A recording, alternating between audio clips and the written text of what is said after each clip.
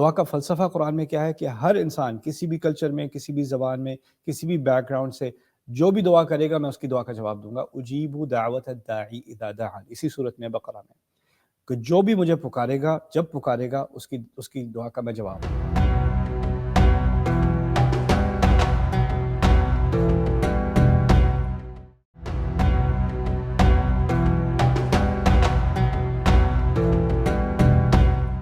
اسی لیے نماز میں آپ نہیں کہہ سکتے کہ میں نے اللہ تعالیٰ سے بہت زیادہ قریب ہونا ہے تو میں 3 کے بجائے میں 5 رکعتیں پڑھوں گا مغرب میں. نہیں، جو مناسک ہیں وہی کرنے ہیں آپ نے.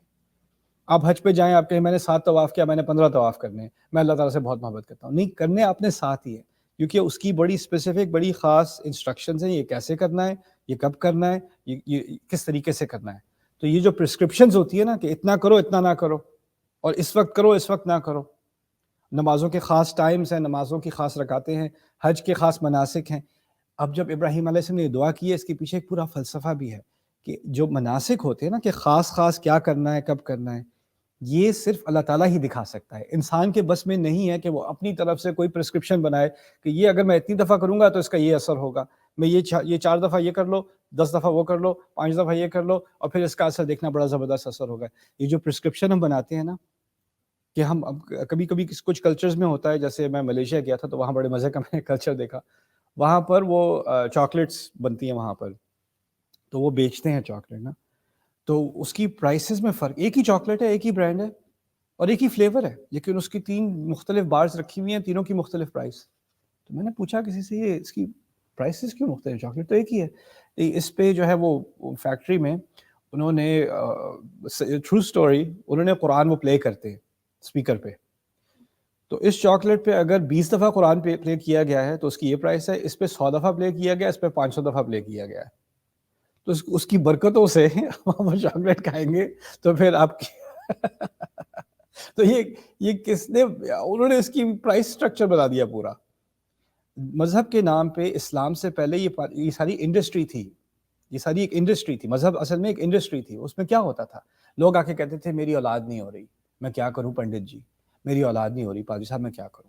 تو وہ کہتے ہیں اتنے پیسے یہاں پہ ڈالو، اب یہ کرو، اور یہ اپنے ادھر باندھ لو، یہ بندھن باندھ لو یہاں پہ، یہ ٹیکا لگا لو، یہ کچھ کر لو، اور جا کے دو خرگوش جو ہے وہ ذبح کرنا، اس کا خون چھینٹنا، اس کے بعد تمہارے ٹوئنز ہوں گے، رائٹ. تو انہوں نے ایک پرسکرپشن بنائی ہوئی تھی کہ یہ مناسک، لوگ اپنی طرف سے گھڑتے تھے مناسک، یہ مناسک پورے کرو، دیکھنا کیا بڑا زبردست ہو جائے گا. تو ہوتا کیا ہے کہ یہ ایک مینیپولیشن ہے، ایک کرپشن ہے جو مذاہب میں رہی ہے تاریخ میں. ابراہیم علیہ السلام نے اس سارے کلچر کو توڑا ہے. اصل میں بت پرستی بھی آخر میں جا کے اسی چیز کی مینیفیسٹیشن ہے، اسی سے پیدا ہوئی ہے کہ انسان کو بس چاہیے کہ اس کی خواہش پوری ہو جائے. تو وہ چاہتا ہے کوئی خاص مجھے کوئی پرسکرپشن دے دے، کوئی خاص طریقہ بتا دے، ایک وہ مجھے طریقہ بتا چلے، میرے سارے مسئلے حل ہو جائیں گے. اور پھر ہوتا کیا ہے کہ ہمارے کلچرز میں بھی، ہم نے مسلمان کلچرز میں بھی کئی جگہ پر ایسا ہوا ہے کہ ہم نے ہر چیز کی پرسکرپشن نکالنے کی کوشش کی ہے. اگر وہ اللہ تعالیٰ کی طرف سے آئی ہو نہ آئی ہو، اس سے کوئی فرق نہیں پڑتا ہمیں. کبھی میرے نبی نے کوئی ایسی بات نہیں کی ہوگی کسی چیز کے بارے میں، یا کبھی کسی اللہ تعالیٰ نے اس کے بارے میں کوئی بات نہیں کی، لیکن مجھے خاص چاہیے. اچھا جی، اگر میرے ایگزام ہو رہا ہے، مجھے بڑی سٹریس ہو رہی ہے، تو میں کون سی دعا کروں، کتنی دفعہ کروں، کس وقت کروں، کہاں پھونک ماروں، اور اس کے بعد کیا پھر کتنا سکور آئے گا میرا. کسی اور کا مسئلہ، میری موٹر سائیکل خراب ہو رہی ہے، کون سی آیت پڑھوں، کس کا کیا ورد کروں. اور اس کو بھی ایک انڈسٹری بنا لیتے ہیں لوگ. اچھا پہلے فیس بھرو پھر میں پرسکرپشن دوں گا، جیسے فارماسیوٹیکل انڈسٹری میں ہوتا ہے.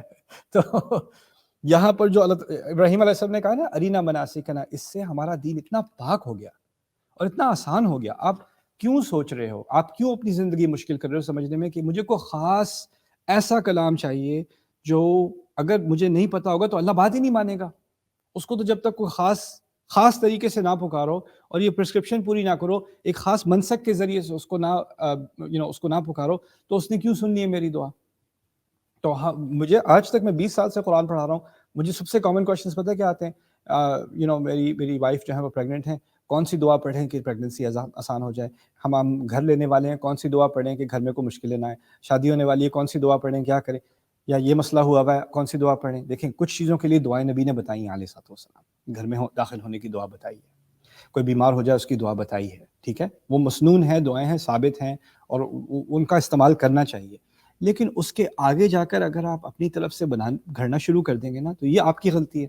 ایک دفعہ دوست تھا میرا، پاکستان سے نیا نیا آیا تھا وہ نیو یارک میں، جب میں کالج میں تھا تو ہم گاڑی میں جا رہے تھے تو پولیس والے نے روک لیا، وہ ڈرائیو کر رہا تھا تو وہ بہت گھبرا گیا، تو اس نے فوراً اپنے بٹوے میں سے کاغذ نکالا اور وہ ایسے ایسے پڑھ رہا ہے. اس وقت مجھے قرآن آتا بھی نہیں تھا، مجھے قرآن ایسے ایسے پڑھ رہا ہے کہ کیا پڑھ رہے ہو؟